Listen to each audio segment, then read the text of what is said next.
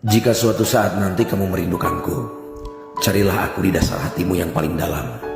Aku tidak pernah kemana-mana. Aku hanya tertindih dan tersisih di antara orang lain yang lebih kamu cintai.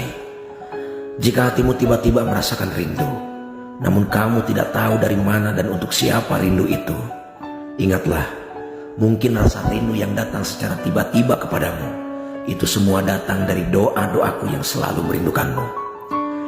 Kamu adalah seseorang yang tidak bisa kusebut namanya secara sembarangan di hadapan orang lain. Dan kamu adalah sosok yang mampu meluluhkan hatiku dan mampu membuatku nyaman dengan rasa ini. Kita itu bertemu pun jarang, bersatu juga tidak atau mungkin belum. Tapi kamu mempunyai tempat yang sangat istimewa di dalam hatiku sampai detik ini.